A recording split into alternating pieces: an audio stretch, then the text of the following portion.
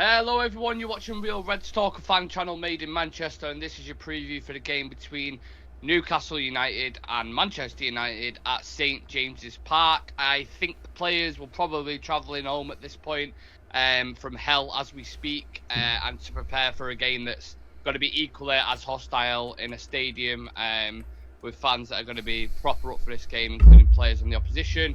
And joining me to kind of break down this game is Sam and Adam. Lads, we've now had kind of time to reflect a little bit more on that Galatasaray game, and we can now focus on the Premier League again, where form seems to have hit. We seem to be doing relatively well, and we've had good form. You know, there's context to that, but we've won 4 out of the last 5, I think. So, does that bear any weight at all going into this one against Newcastle, Adam? It surely has to. I know it was a negative result during the week there against Galatasaray, especially after blowing the lead. But like in the league, we've been showing really, really positive signs, especially in the game against Everton. Our whole front line scoring actually, and I can't remember the last time that's happened under us for a long time. So you got to look at it as your last game too, and I'm going to look at it in the last game in a sense of it being the same competition, so the league. And there are positive signs.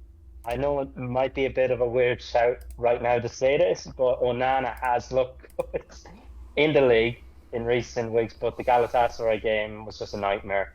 We're going to, as you said, a ground that's equally very hostile, and they're very, very vocal, the Geordies, and they're going to be right behind their team. And they played midweek against the PSG side.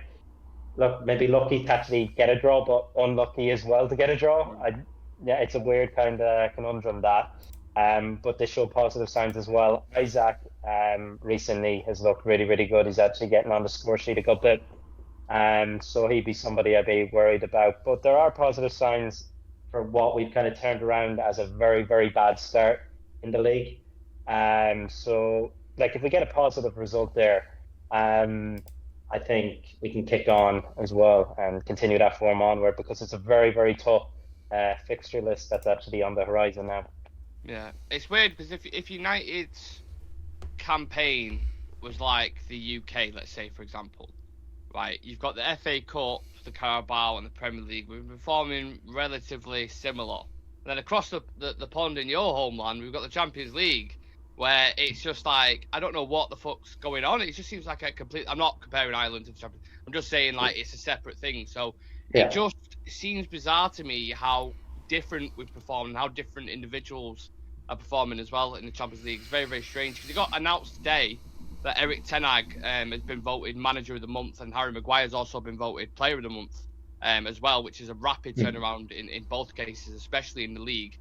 Sam, does that tell more of a story than just a nomination, and the fact that ten Hag and his team are in bad form? You know, it becomes back to the wall. You want them kind of committed individuals to stick to a task? I think they've been nominated due to results rather than performances.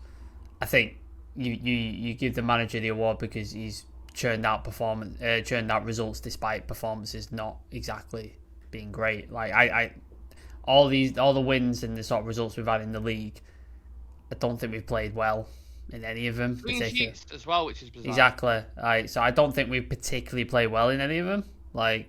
But we've got the results, and as a manager, that's what you're judged on. Like, you can perform as good as you like, but if you lose 2-0 every week, but you look fantastic doing it, you're still going to lose your job.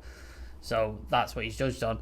And Maguire, the way we're playing at the minute is suiting him. Like, we're not playing with this high line anymore. We're not like pushing all the way up. We're literally counter-attacking football at the minute. So he's able to sit back, assess what he's in front of him, get his head on things. And we've been playing teams that are not exactly sort of technical teams who play like this, like high intensity style, like likes of Everton, Fulham, etc. Like, they're not the best sort of style teams to sort of thing. I think when we play the likes of Newcastle this weekend, and then when I think we've got, is it Liverpool's up at some point before Christmas? Yeah, Bournemouth, Chelsea, and there's one more West Ham. before Liverpool. Is it West Ham? You sure? I think West Ham is away too. Yeah, so, so all of those, like, you think West Ham are up and down, and it's always a shit game, so you'd probably expect a result there. Bournemouth, they've sort of got on the road a little bit. They've been on the bike doing well. We've got Bayern home as well between that. Yeah, that's I just write that off for. So Liverpool is the game where I think even if we churn out results over these next the couple of things against likes of Bournemouth and Chelsea, Liverpool's going to expose us. That's going to expose us. Like their style is going to absolutely tear us apart. Like it's not suitable. So I think results are one thing, but performances are something else. And I think while Maguire's doing well at the minute, it's the style and the system we're playing in a minute. I think if Erik ten Hag plays the way he wants to play with the play, and he's got everybody available, I think either Maguire doesn't even play, or you see the worst, and everybody's back on his back again about telling him how terrible he is. It's like you can't have one thing without the other in it, in that sense. One thing I mentioned on pros and cons, Adam, which we dropped yesterday, was the fact that McTominay in the midfield, and we spoke a little bit about it off camera as well, was just leaving Amrabat wide open. Surely, looking at that, and when you go into Newcastle with the amount of goals that they score, you're going to have to make adjustments in that midfield, aren't you? You have to. As you pointed out, he just leaves the defensive midfielder just isolated, and it's an issue that we had before under Casemiro as well, where he's being isolated. And sad reality is these guys, they are good defensive midfielders, but they need help as well. And when you have your box-to-box, I suppose, always being found in the box, not in his own box, that's the issue as well, being caught out a lot of the time, and then teams counter-attack. And we've seen it. He jogs back, doesn't he? He don't exactly break his ass to get there, does he? He doesn't. And look, we've seen positive signs from him as well, like popping up with goals and that. But that's not his main job. That's not his job. Like, his main job, he's a midfielder. He has to help out. Whether it is going forward, okay, he has done that, got in the box. It should be a few times, popping up with the odd goal. But he seems to be getting a goal nearly every time he plays. And, like, for all the pros he brings, there's so many cons.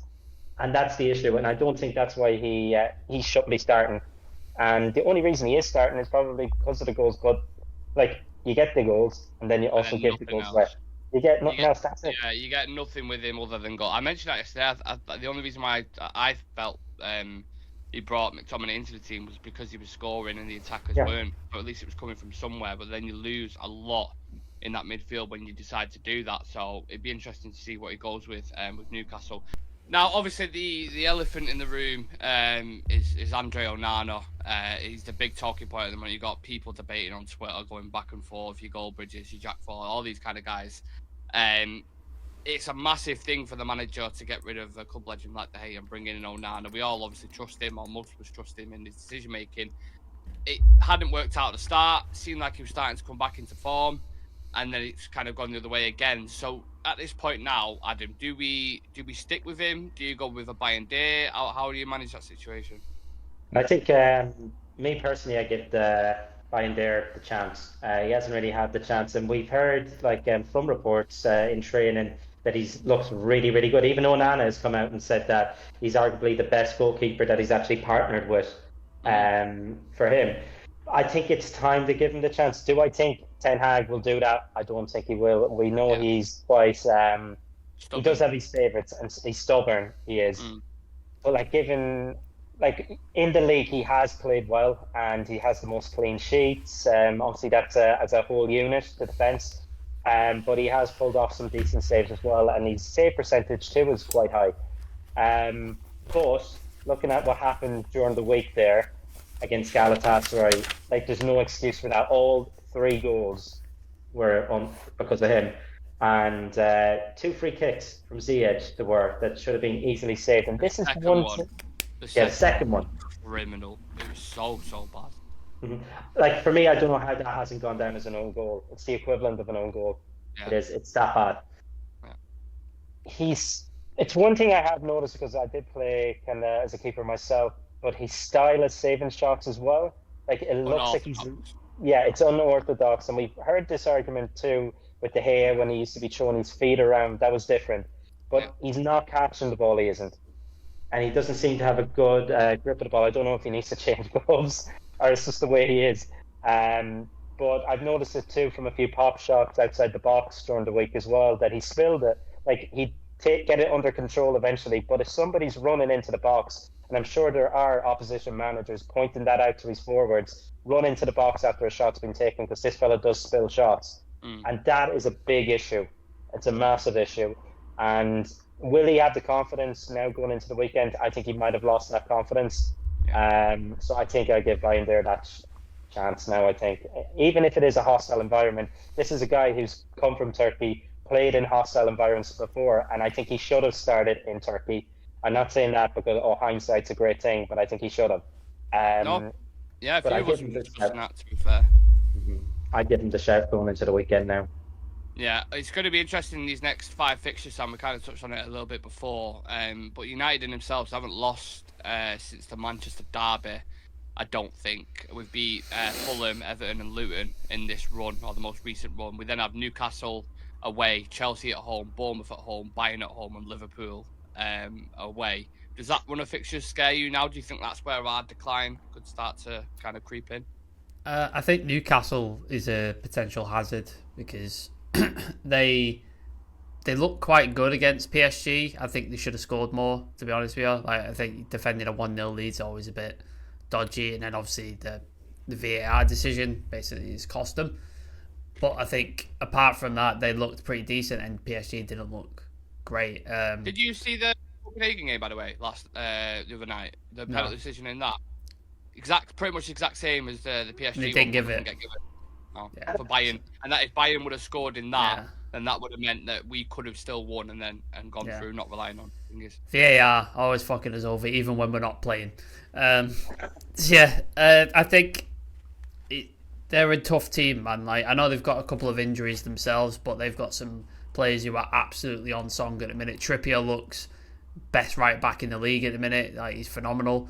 Assists and goals. Isaac, he's come back from injury, started scoring again. Yeah. Like, that guy looks really, really good. So they've got players there that can cause issues, are a serious problem. We've not exactly looked great. Even when we've won, we've looked dodgy. Like, Everton had a bunch of chances, Luton had their chances. So like, it's not like we've looked solid in any way, shape or form. So that is a quite worrying thing. Chelsea could go either way, because I don't know what the fuck is happening with Chelsea, honestly. Like, they look good at times, and then they go against City and it's 4-4, and then against Spurs, who were down to 9 men, they couldn't work out the fact that they were still playing a high line, and all they needed to do was play a ball in behind them, and they were in. And it took them about 20 minutes to work this out, and then eventually they did, and sort of won the game. Mixed bag, aren't they? Chelsea's bizarre. Absolutely bizarre. Yeah. Bournemouth, you'd expect us to get the win, but they've turned their form around, and they're getting there. Liverpool worries me, man. Like, I fear that game. I fear that game. That's going to be another pasting. Like, it's going to get embarrassing. So that game worries me. But with United, you never know, man. Like, because I expected to go into that Galatasaray game and look better, and we looked excellent for 20 minutes. And then just midfield-wise and goalkeeper-wise, we just chucked it away. Because that Galatasaray team was shit, by the way. Awful. Yeah. Did not look good. You can get them. Yeah. You score 8 goals against them. Against Liverpool, completely different. It's an awful team. Like, we should have put them to bed, like, quite easily. Liverpool, different beast, man. Really different beast. So. But Newcastle in themselves, Adam, a very energetic, organised, talented group, and what we saw, what their B team did to us in the Carabao Cup. C team. C team. This is gonna be a proper test. Having said that, they are below us in the league currently. I don't know how, because we've been dog shit, but they are below us. They also have big injuries in the squad, so there's a little bit of positivity there if you're trying to find any at all. What have you made of Newcastle this season? There's been a lot of eyes, I suppose, on this Newcastle team after what they achieved last season, getting to a Carabao Cup final, qualifying for the Champions League, and then showing positive signs in that Champions League group as well. That many people christened the group of death, and it kind of really was. But this season, they haven't really looked what they looked like last season, but it feels like it's a different side, like it's an evolving side. But they still have a lot of positives in that team. They actually have a lot of leaders in that team, and I never even thought I'd say this, but Joel Linton is a really, really talented player. Like, I know he used to be wasn't it? A forward, I think, for a Striker. while. Used to be a Have striker. we ever seen a striker transition into midfield like that seamlessly? I don't know if I've I've ever never seen that before. No. If only we could do that with Scott McTominay, but the reverse. Yeah, fucking hell. Well, you could tell that the coach really well, can't you, Newcastle? Like, Yeah. drilled excellently. And this is what I'm worried about, because you've seen Eddie Howe come in and you see signs of like a style of play, how they like to play and how they tactically set up. It seems like we don't have that, and the reason that we've gone with Ten Hag is because of his style of play and his tactics. But we're not seeing that. I don't know what it is, and it's happened. The only time I think I've seen recently from a Man United manager post Sir Alex is under Louis van Gaal. At least he had a clear style of play. You could see that. It was boring, though. It's fucking boring. It was clear, but Magnolia paint on it, if we're being honest. Yeah. But I still respect that he actually had that style of play and he stuck to it the whole time. I haven't seen signs under Ten Hag yet fully. Like, there has been little glimpses here and there, I'll admit that. But, like, we want to see it on a consistent basis. And I think, injuries can, falter that, especially at the back, because he's had to change that completely, because we can't play from the back with the current defenders that we had. We have no full-backs for weeks. And what I like now, we've seen a bit of a change since Luke Shaw's come back in. He's more recognised at the back. And I'm hoping going into the new year with Lissandro coming back, second half of the season, I think we'll look a lot better. And I know there's a lot of people calling for his head already, but it's way too early. Like, the man's, I think, done enough to deserve the season, even if it is bad. Sometimes you have to take a step back to go forward. And I think that's where we're kind of at the moment. If we get qualified for Europe, that's all the better. I think that's the goal this season, just try and get back into Europe. But look what it did. How many games did we play? 6. That's what it was. I think he has. There's this thing with people saying not see the style of play, and I agree with it. It is a little bit all over the place at the moment. I think he does have a style. It's very direct. He likes to press high, win the balls high up, create these kind of counter press situations. But obviously, it's hindered so much when you have so many injuries. When Lissandro is the most important player in that back line, and when he's out for 6 months at a time, pretty much, it takes away a lot significantly. We know Harry Maguire can't play in a high line, so then he has to drop that line deep, and then there's a gap between the midfield then, and it's just that's why we were so open against Galatasaray last season. I looked into it because I was like, what is our style of play? And I remember watching a game against Leeds, and it was like a slow build, fast build up. So they would knock. So when you're playing against a low block with Solskjaer, usually you would push, pass it, get to the edge of the 18-yard box, and that would allow time then for the players to get collectively and create that low block. Whereas when you're building from the back, slow tempo, and then a quick ball into, let's say, Luke Shaw on the left-hand side, ball into Rashford, headed goal straight away against Leeds. That was the plan. And with players that we had, with Rashford, the form he was in, it takes a lot of tinkering. And when we've had 25, 26, 27 injuries or whatever it is, it then becomes a free-for-all where you're like, right, back to the wall. We just got to fucking get results at this point. It's as simple as that. With Newcastle, though, Sam, they play... Like I said, there's a lot of energy in their game, which I'm kind of thinking about Europe and the fixtures that they played. Obviously, Newcastle had that one against PSG where they gave almost everything. We've had a very tough fixture against Galatasaray, wet pitch. They're going to be knackered. So do you think that will kind of counteract each other, or do you think we might struggle to maintain and keep up with them energy levels? I think a couple of our players went off looking absolutely fucked. Like Garnacho, when he went off, looked knackered. Done in. He looked absolutely knackered. Like he looked like he'd ran his absolute arse off. And credit to him, man, because a lot of players aren't doing that at the minute. But he's one of them, and he's trying. Obviously, Højlund got taken off at 60 minutes, 67 minutes or something like that. It's clearly not 100% fit. Luke Shaw still doesn't look quite there yet, so we've got to question his fitness. He played 90 minutes as well, didn't he? I think so, yeah. So, how fit is he? It's his only second game and he's played 90 minutes. You got Kobe Mainu, who Ten Hag said he's only just coming back, so he needs time. So, does he start? Is he still too tired because he played half an hour and then... Oh, he has to start. Do you know what I mean? So, there's a lot of questions over the tiredness and fitness of different players and stuff like that. But it's just at the minute, we don't have other options to play. We don't. In the midfield, there's no Casemiro. Mason Mount is is not there. Bruno's out of form. Amrabat looks leggy. Scott McTominay, I'd rather not play. So it's like it's Kobe Mainoo. Like it's down to Kobe Mainoo, and that's the worrying thing. The same up front. It's just like Rashford's out of form.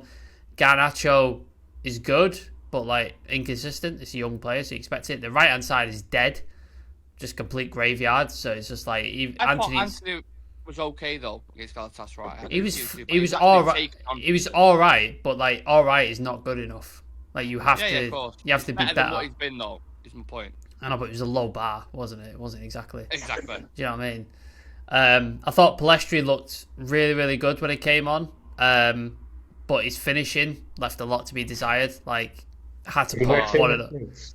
Yeah, had to put one of those away. Had to, and he just if he puts one of those away, he stakes a claim then for a place, and he has to play there. I don't know what's happening with Ahmad. No idea. Like he was supposed to be back. And rehab. His rehab's going well. Apparently, he'll be back in a couple of weeks. But I saw last international. He was on grass, wasn't he?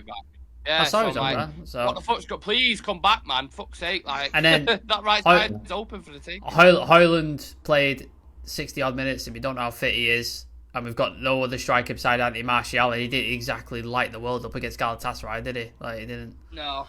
Look great. So it's like he the only one who hasn't been injured yet. I don't know. Crazy. I really don't. Yeah. I think if he plays, if we try and play 90 minutes, he will develop an injury. Who, Martial? He was injured at the start of the season, so he has an injury. Yeah, in the first month in August he was. I think the only one who has it is Bruno at this point, and Rashford. So it's like there's a question of like tiredness, fitness levels, all this different stuff around certain players. Plus, you played out in Turkey, like you said, on a wet pitch, and it's just like it's not the best preparation for a game against a team like Newcastle, and maybe they're out for blood as well after being screwed over by VAR at Europe. You know what I mean? So it's not the best environment for United. Let's face it. No, and this is a team, Adam, that score a lot of goals as well. I think Isaac's on 7 goals for the season.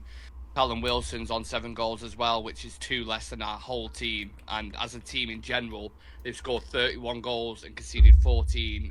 Can you guess how many we've scored and conceded in the league? Oh God, I say we've upped our average. If you were to do it on an average, we've upped our average just in the last game. I can't remember the last time we scored 3. We've been only winning by a 1-goal margin, and it's why our goal difference is so low. I'm gonna go. Let's see how close you can get. What do you think? Have we got a positive goal difference? Have we got a positive one? It's 0. Is it 0? 0. Okay. I'm gonna go maybe 18 to 20. Okay, Sam. I'll go really similar. I'll say conceded 17, scored 19. You're both very, very close. Very close. So we've scored 16 and conceded 16. Oh, for fuck's sake! Yeah. And that's weird, isn't it? It's bizarre because when you hear Newcastle, we're above them in the league. Newcastle have scored 31 goals and conceded 14, and we've scored 16 and conceded 16, but we're above them. We haven't drawn a game though, have we? We've not drawn a single game, so not drawn one single game, which is mad. But we're gonna have to improve on that if we're to get Champions League football. That can't continue. It's as simple as that. And I think if we do beat Newcastle, that the narrative can start to change, and you start to create a little bit of a gap. I think City are playing Spurs as well, so there'll be points taken off there. We'll go above Spurs, I think, because we're 2 points behind Spurs. So it could be a huge game for us in that respect. Right. Let's do some quick fire questions. Saturday evening, St James's Park, Newcastle versus Manchester United. Will we score 2 or more? Yes. Oh, interesting. I'll go 2. At least I'll go. To go 2 goals. We'll score 2.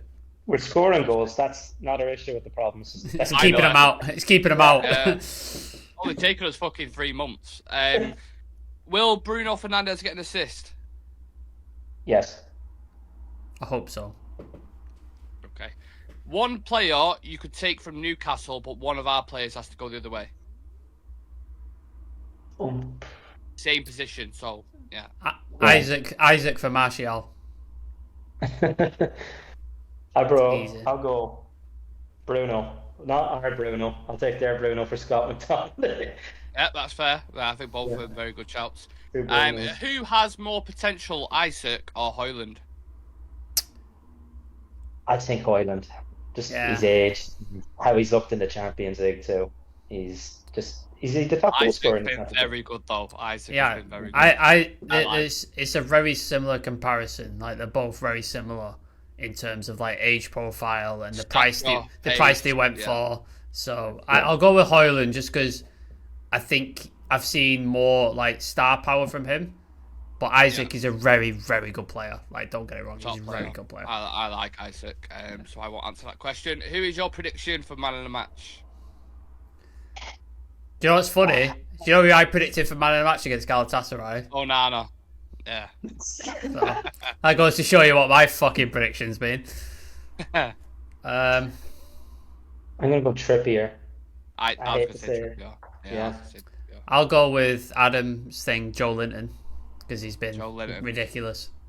Yeah, So. and it could be a fucking nightmare at the best of times. Right, with that being said, then should we get into the predicted 11s? I think this is going to be interesting, especially when we get to the attack, because I'm not sure who he's going to go with. I think the defence is probably easier. Defensive goalkeepers, but midfield and attack, that's where the significant changes are going to be. Okay. What we Nick, looking at? go.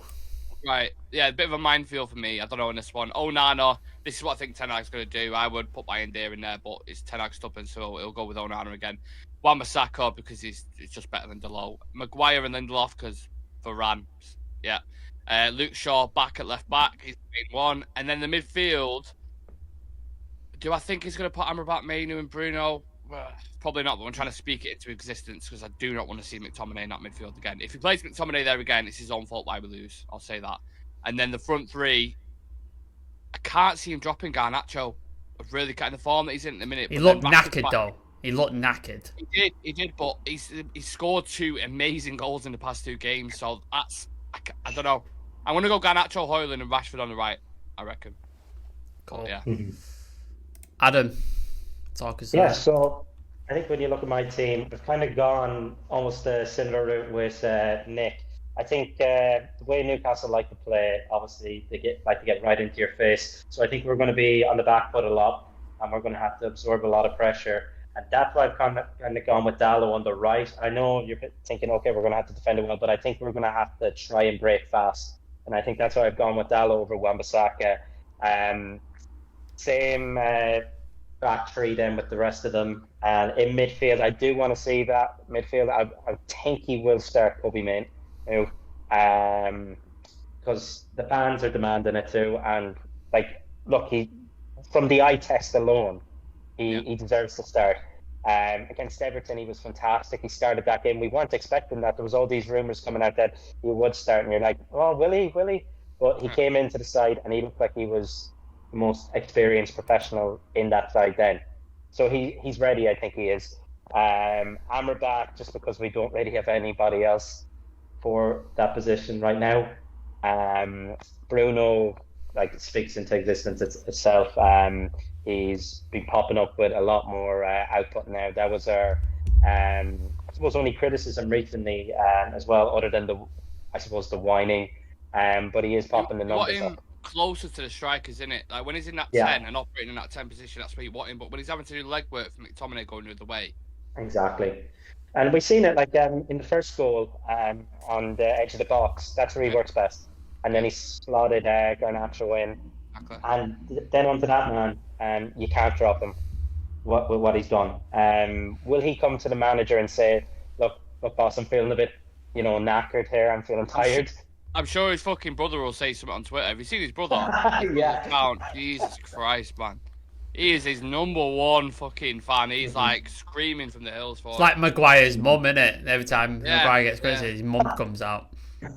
Mm-hmm. And then obviously Højlund up front, and I think Rashford on the right. Look, recently Rashford has looked quite good when he's on the right side. He looks less of a threat, but it looks like more of yeah, I get what you're saying. Yeah, more creative too for the striker, and that's what he's been lacking. He's been selfish as well out on the left, so put him on the right. He has to cross the ball, and I think that's what we're going to go with. And of course, they'll be interchanging as well during the game. So that's the side I've gone with. Cool. My team, I've got a little bit different. I've put Varane in. I think Ooh. Lindelof looked absolutely knackered, and he looked awful. Shit. He looked awful. So I think he may drop him. And if Johnny Evans was available, I would have said Johnny Evans, but he's not. Yeah. So the only other option we have is Varane. So I think he gets a start here. But I think the rest of the back line's the same. He keeps Onana just because he's not going to drop him. Wan-Bissaka, Maguire and Shaw. And then the midfield, I think McTominay keeps his place. I don't think he's going to drop him. He should. He definitely should, but I don't think he will. Mainu starts because I think he deserves it, and I think he started against Everton, so I think he's going to continue in the league. I think the league's where he's going to sort of try and get in games. I think Rashford comes back in on the left. I think he probably would have played against Galatasaray last night had he not been suspended. Anthony keeps his spot just because I think, again, stubbornness. He's just going to try and play him into form or try and play him into something. And Højlund up top just because he's your best chance of goals. I know he's not scored in the league, but I think he's your best chance over Anthony Martial, for example. So, yeah, that's my team. I think Mainu and Amrabat are the most important selections in that midfield because you need players with composure when you're playing against Newcastle because of the way they press. You have to have intelligent, composed footballers. And if you're pinging it into McTominay at St James's Park on the halfway line, you know the situation that's going to happen. Someone's going to pinch it off him. It's going to be a Guimaraes or someone like that. They'll feed Isaac in behind and they'll go and score. I can see it a fucking mile off. Well, he won't so make bear that in mind. He won't make himself available for the ball because he hides, doesn't he? Like when somebody's looking for an option, he's fucking behind the opposition player. You're like, make yourself available, you dickhead. Like, come on. It's bizarre. He scored like 6 or 7 goals, but it's like that's all. Goal scorer is great, but he's not a striker. Yeah. You know what I mean? Like it's. You're a midfielder, mate. You need to be able to pass. You need to be able to tackle. You need to be able to do all this different stuff, and you're not doing any of it. You're doing none of it. Right then, with everything we've discussed and taken into context, Adam, what do you think the score is going to be, and who do you think is going to score? I have to be positive. Saturday night kickoff as well. Yeah. Why have they done that? Fucking Saturday night, 8 o'clock. Strange. I have a bit of a cynic in me too, and I do see maybe 3-1 Newcastle. I hate to say that, but I also feel that we will score 2 as well. I know it's a bit of a weird one. It could be potentially 3-2 Newcastle. I don't feel positive in terms of going in for a win. I think the only positivity you'll get out of me is 2-2 at that point. So for me, 2-2. And I think I got to go with Rashford to get a goal. I think Højlund will get a goal as well. And then for them, Joelinton, I think it's just written in the stars, I think, for him to get a goal coming into the box. And Isaac as well in the form he's in. So 2-2 for me. Sam, are you more positive or? I'm probably in the middle. I think it's going to be 2-2. Just because I think we're not keeping them out. Like, we aren't keeping a clean sheet in this game. I can't see how we keep a clean sheet. But it seems like we've started being able to score goals. So that leaves me in the position of, I think, 2-2. So I think we get 2 goals. I think Højlund finally gets a league goal, and then Rashford. I think Rashford gets a goal. And then for them, I'd say I'm going to speak it into existence, so then it doesn't happen, and then I've just negated it. Trippier free kick against Onana. It's going in. It's going to go in. I've just got it. I've just got this vision in my head that it's going to happen, and then obviously Isaac will probably get a goal at some point. So yeah, 2-2. Right. Where are you going with it? I think Newcastle are going to win this game 4-2.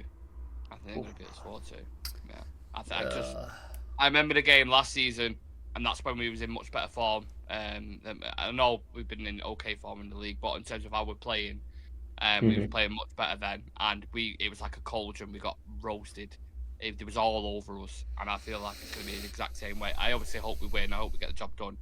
But yeah, I can see him scoring a lot of goals. They always score. Like Isaac always gets a couple. Callum Wilson will probably come off the bench with his little smirk, celebrating and doing that celebration in the corner. So there's always goals in a Newcastle and United game.